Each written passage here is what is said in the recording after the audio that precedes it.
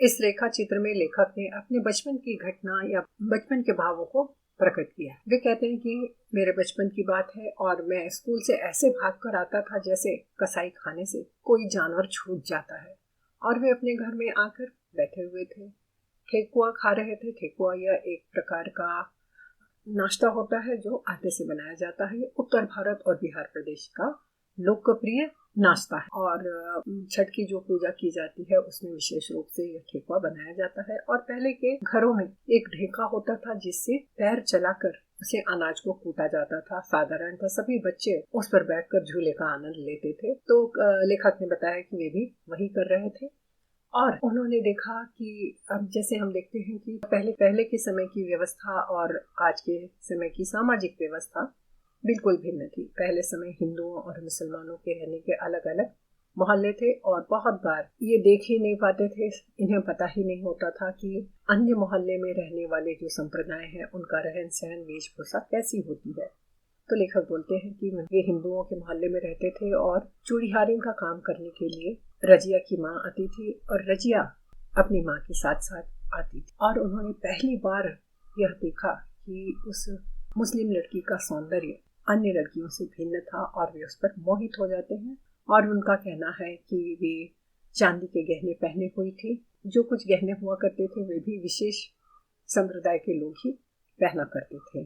और हम देखते हैं कि हर संप्रदाय के गहने, रहन सहन, लिबास, कपड़े, परिधान सब कुछ अलग हुआ करते थे। तो इन्होंने वैसा देखा तो उन्हें एक अलग तरह की सौंदर्य उस छोटी सी रजिया में दिखा। वे कहते हैं कि मेरे गांव में लड़कियों की कमी नहीं थी, लेकिन रजिया का वेशभूषा, रूप रंग और जो गहने उसने पहन रखे थे वे सब कुछ मैं जहाँ रहता था वहाँ की लड़कियों से भिन्न था। वे कहते हैं कि एक अजीब किस्म का नीलापन दिखता, वह कहाँ है। समूचे चेहरे की काट भी कुछ निराली जरूर, तभी तो मैं उसे एकटक घूरने लगा था। आगे इस प्रकार है कि यह बोली थी रजिया की माँ की, और रजिया की माँ जो थी वह चूड़ी बेचने का काम करती थी। तो ये भी हम देखते हैं कि आज के समय में चूड़ियों की दुकानें होती है, ऑनलाइन हम खरीदते हैं, लेकिन पहले घर घर जाकर चूड़ीहारे में चूड़ी पहनाया करती थी और रजिया की माँ भी यही कार्य करती थी। और वो चूड़ी पहनाने, घर की महिलाओं को चूड़ी पहनाने के लिए लेखक के घर आती थी। तब लेखक छोटे थे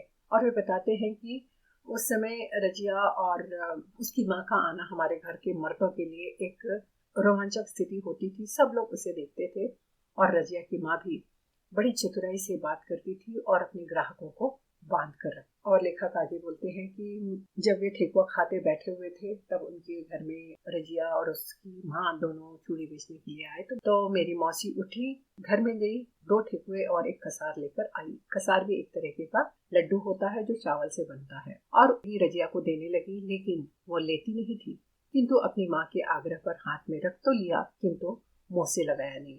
और उसकी माँ ने भी कहा कि ले लो, तो उसने ले लिया, लेकिन उसने खाया नहीं। मैंने कहा खाओ, क्या तुम्हारे घर में ऐसा नहीं बनते? छठ का व्रत नहीं होता? कितने प्रश्न, किंतु सबका जवाब न में ही, और वह भी मुंह से नहीं, जरा सा गर्दन हिलाकर।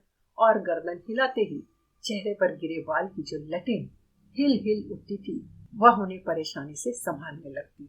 और हम देखते हैं कि ये जो छोटे बालक लेखक थे, जब छोटे बालक थे तो उन्हें यह नहीं मालूम था कि हिंदू परिवारों में क्या रीति रिवाज, पूजा पाठ होते हैं और इस्लाम में क्या होता है। और वे बाल सुलभ जिज्ञासा से रजिया से पूछ रहे थे और रजिया संकोचवश केवल सिर हिलाकर ही जवाब देती थी, नौ में सिर हिलाकर ही नहीं जवाब देती। आगे वे कहते हैं कि रजिया की माँ ने अपना व्यापार हमारे घर में पूरा किया और वह यहाँ से अपना व्यापार करने आगे हमारे घर से निकली और रजिया भी उसके पीछे पीछे होली। और लेखक कहते हैं कि मैं न जाने क्यों जैसे डोर से बंधा हुआ रजिया के पीछे पीछे हो लिया। और यह देखकर रजिया की माँ ने, चूड़ीहारिन ने, वह अजस्त्र हंसी से कहा, बहुआ जी रजिया से ब्याह कीजिएगा। और फिर बेटी की ओर मुखातिब होकर बोली, मुस्कुराहट से कहा, क्यों रे रजिया, यह दूल्हा तुम्हें पसंद है क्या? उसका यह कहना कि मैं मुड़कर भागा ब्याह एक मुसलमान से। अब रजिया की माँ ठठा रही थी और रजिया सिमट कर उसके पैरों में लिपटी थी। कुछ दूर निकल जाने पर मैंने मुड़ कर देखा और चूड़ीहारिन ने रजिया की माँ ने लेखक के भावों को समझ लिया और यह सुनते ही रजिया भी शर्मा गई। रजिया चूड़िहारे वह इसी गांव की रहने वाली थी, बचपन में इसी गांव में रही और जवान भी, क्योंकि मुसलमानों की गांव में भी शादी हो जाती है ना। और यह अच्छा हुआ, क्योंकि बहुत दिनों तक उससे प्रायः अपने गांव में ही भेंट हो जाया करती थी। और रजिया का ब्याह कहीं और हो जाता है, लेकिन उसका ब्याह उसी के गांव में हुआ, जिसके कारण लेखक जब तब उसे मिलते रहते थे, देखते रहते थे।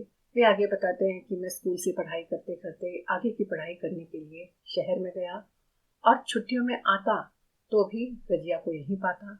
रजिया यहीं थी और वह पढ़ने लिखने में तो आगे नहीं बढ़ सकी, क्योंकि हाँ, उम्र में भी जरूर उनके साथ साथ ही बड़ी हो रही थी। कुछ दिनों तक अपनी माँ के पीछे पीछे घूमती फिरी और सर पर चूड़ियों का खचिया तो नहीं पड़ी, किंतु खरीदारों के हाथ में चूड़ियां पहनाने की कला वह जान गई। और रजिया जब अपनी माँ के साथ चूड़ी बेचने के लिए जाती तो वह अपने सिर पर चूड़ियों का टोकना तो नहीं ढोती थी, लेकिन अपनी माँ के साथ साथ औरतों को चूड़ियां पहनाना अच्छी तरह सीख गई थी। यह भी एक कला होती है जो उसने अपने अनुभव से अपनी माँ के साथ घूमते घूमते सीख लिया था। उसके हाथ मुलायम है, बहुत मुलायम। नई बहुओं की यही राय थी और सभी उसके घर की भाभियां या बहुएं, लेखक के यहाँ की भाभियां बहुएं यही कहती थी, बहनें, कि रजिया के हाथ बड़े मुलायम हैं। और वे अब रजिया से ही चूड़ियां पहनना पसंद करती थी। और रजिया अपनी इसी कला से अपने नए नए ग्राहक फंसाती रहती। रजिया बढ़ती गई, जब जब भेंट होती तो मैं पाता उसके शरीर में नए विकास हो रहे हैं। और लेखक कहते हैं कि जब भी मैं अपनी पढ़ाई से अपने गांव घर में आता तो रजिया से मुलाकात होती, रजिया को देखता कि वह बड़ी हो गई है और मुझे देखते ही वह दौड़कर लेखक के पास आ जाती और उनसे तरह तरह के कई बार अटपटे सवाल भी करती कि क्या आपको बालियां पसंद है, शहरों में भी ऐसी बालियां पहनी जाती हैं, मेरी माँ शहर से ही चूड़ियां लाती है। और इस तरीके से वो उनसे एक बार पूछती है, क्या आप भी मुझे शहर ले चलोगे? शायद जवाब की जरूरत भी नहीं महसूस करती और वो बस उनसे सवाल ही करती रहती, जवाब का इंतजार भी नहीं करती। फिर आगे है कि फिर कुछ दिनों के बाद पाया अब वह कुछ सोचा रही है। मेरे निकट आने से पहले इधर उधर देखती है और चौकन्नी होकर देखती है, कहीं कोई देख न ले, सुन न ले। और लेखक महसूस करते हैं कि अब कुछ शर्माने लगी है, संकोच करने लगी है और वो उतनी भोलेपन से उनके पास नहीं आती, बड़ी चौकन्नी हो जाती है और उनसे मिलने और बात करने आती है। रजिया बढ़ती गई, बच्चों से किशोरी हुई और जवानी के फूल उसके शरीर पर खिलने लगे। और इसी तरह लेखक और रजिया दोनों जवान हुए। अब भी वह माँ के ही साथ आती है, किंतु पहले वह माँ की एक छाया मात्र लगती थी, अब उसका स्वतंत्र अस्तित्व है। पहले भी वो माँ के साथ आती थी, अब भी वह माँ के साथ आती है, लेकिन अब वह माँ की छाया में नहीं रहती। अब उसका अपना व्यक्तित्व बन गया है, एक स्वतंत्र व्यक्तित्व। उसका यह रूप देखकर वह जहाँ कहीं भी जाती, लोग उससे, पुरुष वर्ग उसे देखने के लिए लालायित रहते और कई कई बहाने बनाकर उसे देखने के लिए आते। और वह भी बहुत चुहल करती, बहुत हंसी मजाक करती। जब वहाँ पुरुष आ जाते तो पुरुषों को भी वह अच्छी तरीके से छेड़ती और उनके भी मजे लेती और खुद भी खुश होती और खूब ठट्ठे लगाकर हंसती थी।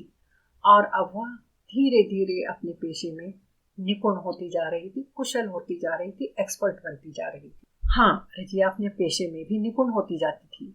चूड़ीहारिनों के पेशे के लिए सिर्फ यही नहीं कि उसके पास रंग बिरंगी चूड़ियां हों, सस्ती टिकाऊ टटके से टटके फैशन की, टटके से टटके फैशन अर्थात नए से नए फैशन की चूड़ियां या माल होना ही काफी नहीं, बल्कि वह अपने बनाव श्रृंगार से भी अपनी चूड़ियों या अपने व्यापार को बढ़ाती थी।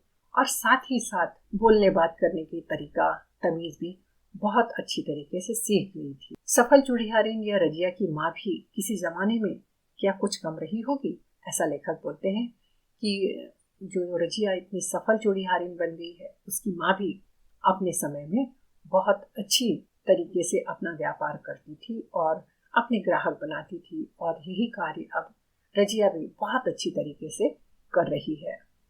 ज्यों ज्यों शहर में रहना बढ़ता गया, रजिया से भेंट मुलाकात दुर्लभ होती गई।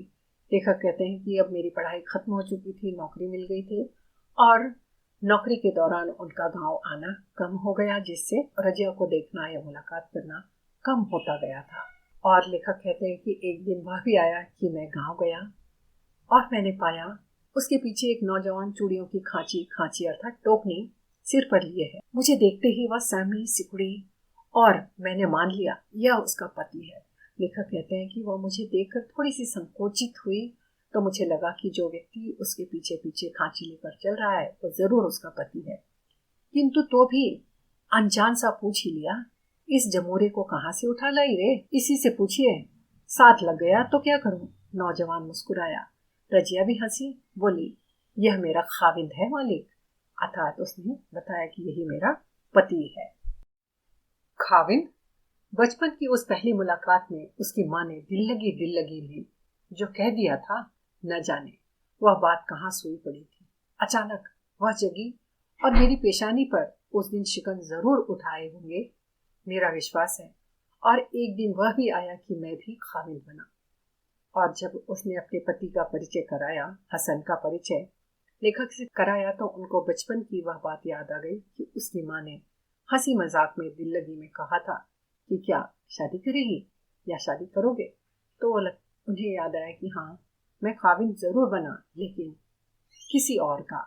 मेरी रानी को सुहाग की चूड़ियां पहनाने उस दिन यही रजिया आई थी। और उस दिन मेरे आंगन में कितनी धूम मचाई इस नटखट ने, यह लूंगी वह लूंगी, और ये मुंह मांगी चीजें नहीं मिली तो वह लूंगी कि दुल्हन टापती ही रह जाएगी। यह सुनते ही माँ घबरा गई और उन्होंने कहा, हट हट, तू बबुआ जी को ले जाएगी तो फिर तुम्हारा यह हसन क्या करेगा?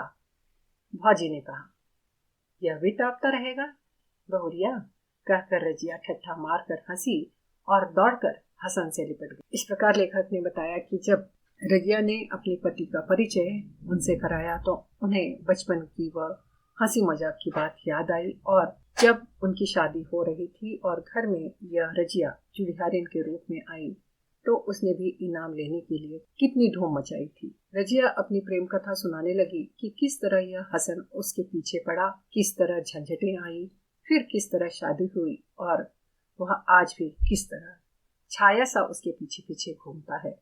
ना जाने कौन सा डर लगा रहता है इसे। और फिर मेरी रानी की कलाई पकड़कर बोली, मालिक भी तुम्हारे पीछे इसी तरह छाया की तरह डोलते रहे दुल्हन। सारा गांव हंसी से भर गया था, और उस हंसी में रजिया के कानों की बालियों ने अजीब चमक भर दी थी। मुझे ऐसा ही लगा था। और लेखक को बार बार रजिया का वही बचपन वाला रूप याद आता था जब उसके कानों की चांदी की बालियां चमक जाती थी। जीवन का रथ खुरदरे पथ पर बढ़ता गया, मेरा भी, रजिया का भी। इसका पता उस दिन चला जब बहुत दिनों पर उससे अचानक पटना में भेंट हो गई। यह अचानक भेंट तो थी, किंतु क्या इसे भेंट कहा जाए? और इसी तरह समय बीतता गया। रजिया की शादी हो गई, लेखक की भी शादी हो जाती है, और दोनों अपनी जीवन की गाड़ी हंसते गाते मुश्किलों में खींच रहे थे। तभी अचानक लेखक के कार्यस्थल पटना में रजिया की भेंट होती है। और लेखक कहते हैं, इसे मैं भेंट नहीं कहूँगा क्योंकि यह एक बहुत ही औपचारिक मुलाकात थी। आगे लेखक बताते हैं कि अब मैं ज्यादातर घर से दूर दूर ही रहता था और बहुत कम वे अपने गांव जा पाते थे, क्योंकि नौकरी और परिवार की जिम्मेदारियों के जंजाल में वे इतने फंसे रहते थे कि अधिकांश समय उनका पटना में ही बीतता था। अर्थात हम लिखते हैं कि लेखक वहां पर पटना में एक अखबार में संपादक का कार्य करते थे, और उस जमाने में समाचार पत्र इतने अधिक नहीं थे, जिसके कारण संपादक के नाते उनका बहुत दबदबा था, इज्जत थी, बड़ा नाम था। अर्थात जब भी वे बाहर निकलते थे तभी लोग उन्हें बहुत सम्मान देते थे, उनके सामने सीधे से ऊंची आवाज में बात नहीं कर पाते थे। और इसी तरह वे एक दिन चौक पर पान की दुकान के सामने कुछ लोगों के साथ खड़े थे। तभी वहां पर एक छोटा बच्चा आया और बोला, बाबू, वह औरत आपको बुला रही है। और इतने प्रतिष्ठित व्यक्ति को एक औरत बुला रही है सुनकर वे चौंक पड़े। मैं चौंका। युवकों में थोड़ी हलचल, बुजुर्गों के चेहरे पर रहस्यमय मुस्कान के मुझसे छिपी न रही। औरत? कौन? मेरे चेहरे पर गुस्सा था। वह लड़का सिर पिटाकर भाग गया। लेखक बताते हैं कि मैं जिन लोगों के पास खड़ा था और उस औरत ने मुझे बुलाया तो सबकी प्रतिक्रिया वे बताते हैं कि ये एक रहस्यमय प्रतिक्रिया उन्होंने लोगों के मुंह पर देखी। पान खाकर जब लोग इधर उधर चले गए, अचानक पाता हूँ मेरे पैर उसी ओर उठ रहे हैं जिस ओर बच्चे ने उंगली से इशारा किया था। और सब लोग जब वहां से पान खाकर चले गए तो लेखक उस ओर गए जहां वो औरत बुला रही। वहां भी बढ़ते गए और वह पीपल का पेड़ है, पहुंच ही रहा था कि देखा पेड़ के नीचे चबूतरे की तरफ से एक स्त्री बढ़ी आ रही है। निकट पहुंचकर यह कह उठी, सलाम मालिक। लेखक बोलते हैं कि मुझे पहचानने में देर नहीं लगी। उसने जैसे ही सिर उठाया, उसकी जो चांदी की बालियां चमक उठी। चांदी की बालियां बार बार चमक उठना अर्थात लेखक को रजिया का वही बचपन का मासूम चेहरा याद आ जाता। लेखक ने कहा, रजिया यहाँ कैसे? मेरे मुंह से निकल पड़ा। उसने बताया कि वह यहाँ पर सौदा सुलभ करने आई है मालिक। बताती है कि अब नए फैशन की चूड़ियां आ गई है, लोगों को वह चूड़ियां बना और श्रृंगार मैं सब लेने के लिए यहाँ पर आती हूँ। अब जमाना बदल गया है और दुल्हनों के महिलाओं के मिजाज भी बदल गए हैं। मैंने सुना था कि आप इसी शहर में रहते हैं, तो मैंने सोचा इस बार आपसे मुलाकात कर ली जाए। मैं तो यहाँ अक्सर ही आती रही। और यह जब तक पूछे कि अकेली हो या कि एक अधवयस्क आदमी ने आकर सलाम किया। और लेखक बोलते हैं कि मैं उससे पूछना ही चाहता था कि क्या तुम अकेली हो, तब तक हसन ने वहां से आकर मुझे सलाम किया। रजिया ने हंसकर बताया कि देखिए मालिक, यह हसन मेरा पति आज भी मेरा पीछा नहीं छोड़ता है। और वह हसन को बोलती है कि मालिक को पान खिलाओ, कितनी बार हुमच हुमच कर पेट भर ठोस चुके हो बाबू के घर। और जब हसन पान लेने जाता है तब वह बताती है कि बाबू, समय बदल गया है, दुनिया बदल गई है। अब तो ऐसे भी गांव हैं जहाँ के हिंदू मुसलमानों के हाथ से सौदे भी नहीं खरीदते। अब हिंदू चूड़ीहारे ने हैं, हिंदू दर्जी हैं। इसलिए रजिया जैसे खानदानी पेशे वालों को बड़ी दिक्कत हो गई है। किंतु रजिया ने यह खुशखबरी सुनाई, मेरे गांव में यह पागलपन नहीं है और मेरी रानी तो सिवा रजिया के किसी दूसरे के हाथों से चूड़ियां ही नहीं लेती। और इस प्रकार रजिया ने आपके गांव की विशेषता बताई कि मेरा धंधा खराब तो चल रहा है, समय बदल गया है, लेकिन आपकी पत्नी तो और हमारा जो गांव है वहां पर हिंदू मुसलमान का भेदभाव नहीं मानते हैं। और तभी हसन पान लेकर आया और पान लेकर जब वे चलने को तैयार हुआ तब उसने पूछा, तुम्हारा डेरा कहाँ है? मैं बड़े पेशो पेश में पड़ा। डरिए मत मालिक, अकेले नहीं आऊंगी, यह भी रहेगा। क्यों मेरे राजा? और उसने डेरा अर्थात लेखक का घर पूछा तो लेखक घबरा गए, लेकिन वो घबराहट को समझ गई और उसने पूछा, आप घबराइए मत, मैं अकेली नहीं आऊंगी, इसे भी लेकर आऊंगी, अपने पति के साथ आऊंगी। बाबू बाल बच्चों वाली हो गई, किंतु इसका बचपना नहीं गया। हसन ने मीठी सी डांट लगाकर रजिया के बारे में कहा, मालिक ये चूड़ियां रानी के लिए हैं, कहकर मेरे हाथों में चूड़ियां रख दी और उसने लेखक की पत्नी के लिए चूड़ियां भी थमाई। मैंने कहा, तुम तो घर पर जाती ही हो, लेते जाओ, वहीं दे देना। तो वो बोलती है, नहीं मालिक, ये ले जाइए चूड़ियां, अपने हाथों से पहना कर देखिए। और वह इतना कहकर खिलखिलाकर हंस पड़ी। जब मैंने कहा, अब इस उम्र में, तब वह हसन की ओर देखकर बोली, पूछिए इससे, आज तक मुझे यही चूड़ियां पिनाता है या नहीं? और जब हसन कुछ शर्माया वह बोली, घाघ है मालिक, घाघ, कैसा मुंह बना रहा है इस समय। लेकिन जब हाथ में हाथ लेता है ठठाकर हंस पड़ी इतनी जोर से कि मैंने चौंक कर चारों तरफ देखने लगा। और इस औरत से बात करते समय वह जब जोर से ठठाकर हंसी तो लेखक घबरा गए, क्योंकि उनकी प्रतिष्ठा पर आंच आ सकती थी। उन्होंने चारों तरफ देखा, कहीं कोई देख तो नहीं रहा है। और इसके बाद वे बोलते हैं कि मैं अचानक उस दिन गांव में पहुंचा, कुछ चुनाव का चक्कर था और इधर उधर बड़ी धूमधाम मच रही थी। और यह रजिया का गांव है, यहाँ रजिया रहती है। आगे लेखक बताते हैं कि अचानक उस दिन उसके गांव में पहुंच गया। चुनाव का चक्कर था और चुनाव तो जहां न ले जाए वही कम है।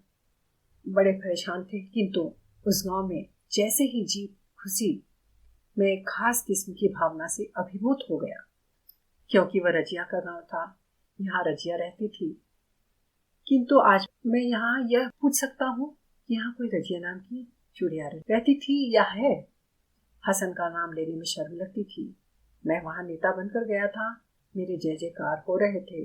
कुछ लोग मुझे घेरे खड़े थे, जिसके दरवाजे पर जाकर पान खाऊंगा वह अपने को बड़भागी समझेगा, जिससे दो बातें कर लूंगा वह तो स्वयं चर्चा का विषय बन जाएगा।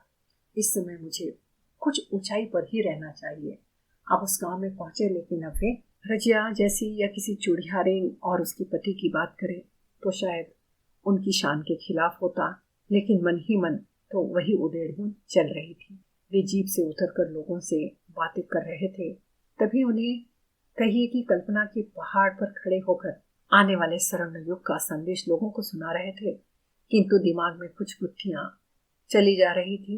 जो कुछ वे सोच कर आए थे वे कहते जा रहे थे, लेकिन मन ही मन कुछ और ताना बाना बुन रहा था।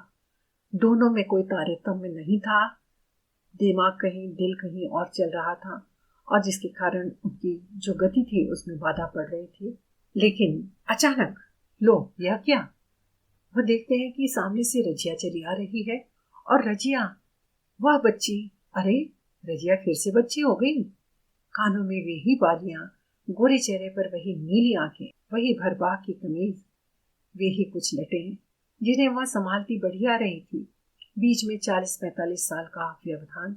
अरे मैं सपना तो नहीं देख रहा था? दिन में सपना? वह आती है, झपरन ऐसी भीड़ में घुसकर मेरे निकट पहुंचती है, सलाम करती है और मेरा हाथ पकड़कर कहती है, चलिए मालिक मेरे घर। और तभी अचानक ऐसी घटना घटी कि लेखक को लगा कि वह नन्ही सी रजिया आज फिर आ गई और भीड़ में घुसकर मुझे अपने घर ले गई। और लेखक बताते हैं कि वे भी एकदम भौचक्के से थे, उन्हें भी कुछ समझ में नहीं कि यह क्या हो रहा है। यह रजिया की पोती है बाबू। और लोग मुस्कुरा रहे हैं। नेताजी, आज आपकी कलाई खुल रही है। नहीं, यह सपना नहीं। कानों में सुनाई पड़ा, कोई कह रहा है, कैसी शोक लड़की। और दूसरा बोला, ठीक अपनी दादी जैसी है। और तीसरे ने मेरे होश की दवा दी। यह रजिया की पोती है बाबू, बेचारी बीमार पड़ी है, आपकी चर्चा अक्सर किया करती है, बड़ी तारीफ करती है। बाबू फुर्सत हो तो जरा देख लीजिए, न जाने बेचारी जीती है या। और तभी लोगों ने भी उनकी सहायता की और सारे डिटेल बताए कि ये जो छोटी बच्ची है रजिया नहीं, उसकी पोती है। और रजिया हमेशा आपका नाम लेती है, बहुत तारीफ करती है, बीमार है। चलिए, अगर जीवित है तो उसे मिल लीजिए। मैं रजिया के आंगन में खड़ा हूँ। ये छोटे छोटे साफ सुथरे घर या लिपा पुता चिकना ढुर ढुर आंगन, भरी पूरी गृहस्थी मेहनत और दयानत की देन। हसन चल बसा है, किंतु अपने पीछे 3 हसन छोड़ गया। बड़ा बेटा कलकत्ता कमाता है, मंझला पुश्तैनी पेशे में लगा है, अर्थात चूड़ियों के। छोटा शहर में पढ़ रहा है। यह बच्ची बड़े बेटे की बेटी, दादा का सिर पोते में, दादी का चेहरा पोती में। बहू रजिया, यह दूसरी रजिया मेरी उंगली पकड़े पुकार रही है, दादी, ओ दादी, घर से निकल, मालिक दादा आ गए। किंतु पहली वह रजिया निकल नहीं रही। कैसे निकले? बीमारी के मैले कुचेले कपड़े में मेरे सामने कैसे आवे?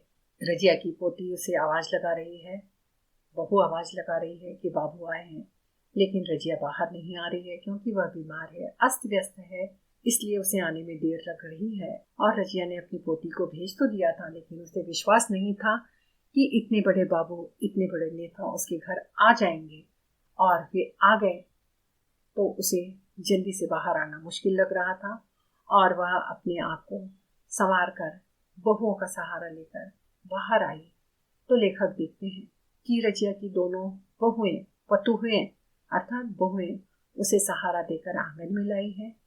रजिया, हाँ, मेरे सामने रजिया खड़ी थी, दुबली पतली, रूखी सूखी, किंतु जब नजदीक आकर उसने मालिक सलाम कहा, उसके चेहरे से एक क्षण के लिए झुर्रियां कहाँ चली गई, जिन्होंने उसके चेहरे को मकड़ जाल बना रखा था। और पास में आकर जब उसने मालिक सलाम कहा, तो जैसे क्षण भर के लिए वह जवान रजिया सामने आ गई थी।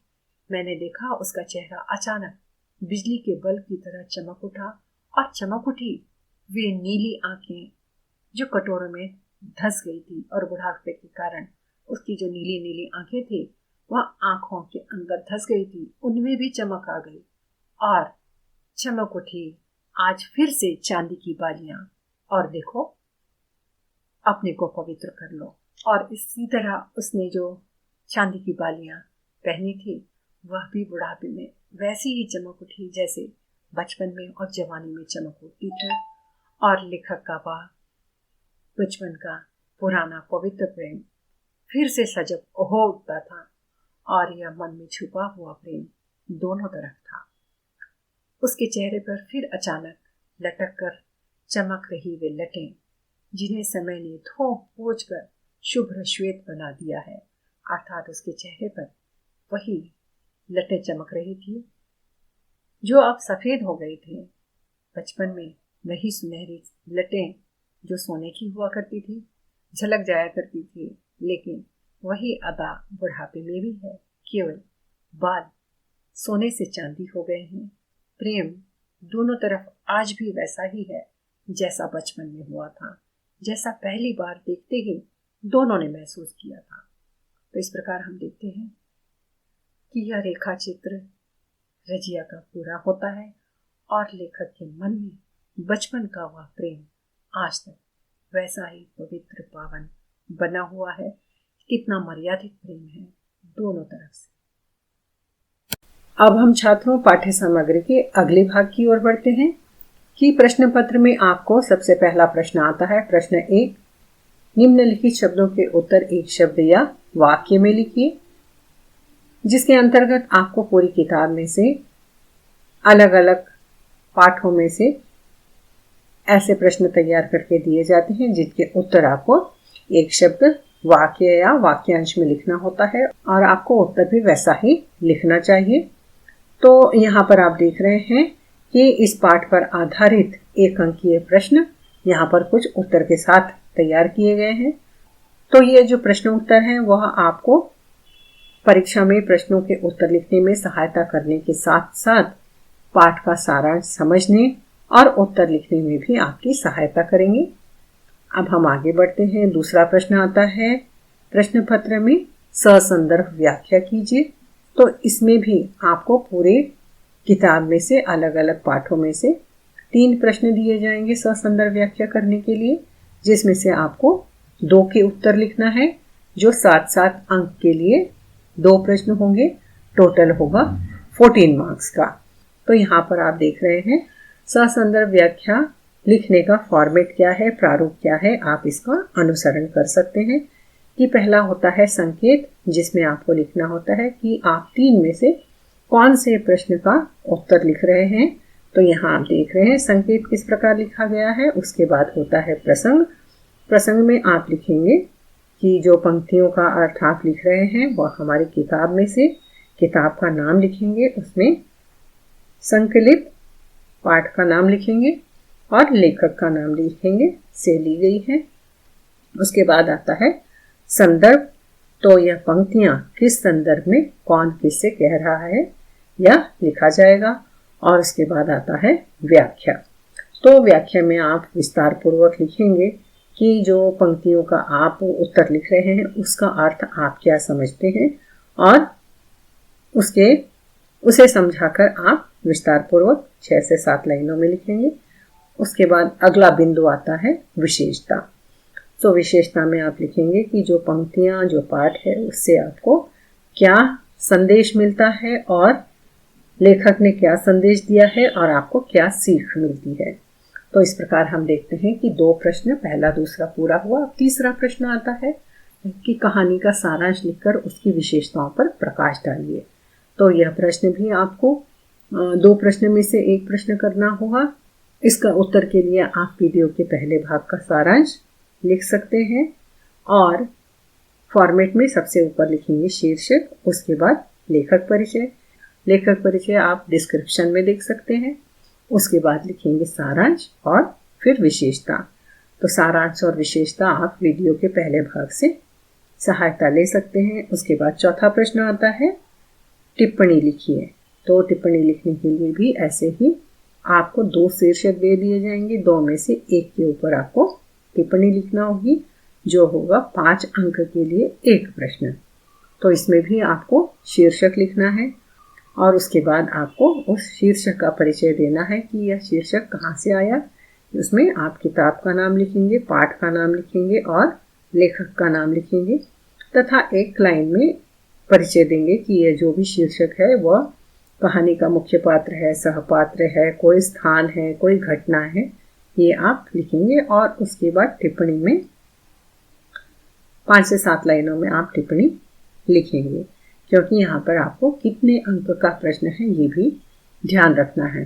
क्योंकि कई बार ऐसा होता है कि टिप्पणी लिखने के लिए जो प्रश्न दिया जाता है उस पर हमारे पास लिखने के लिए बहुत कुछ होता है, लेकिन टिप्पणी में बहुत कुछ नहीं लिखना है। उन जितनी भी जानकारियां हैं उसको कम शब्दों में लिखना होता है। और दूसरी बात ये कि 5 अंक के लिए है, तो यही प्रयास करना है कि गागर में सागर भर दें और बहुत अच्छा उत्तर लिखकर अच्छे अंक प्राप्त करें। तो इस प्रकार यह पाठ्य सामग्री इस पाठ की यहाँ पूरी होती है और जल्द ही हम अब अगले पाठ की पाठ्य सामग्री लेकर उपस्थित होंगे।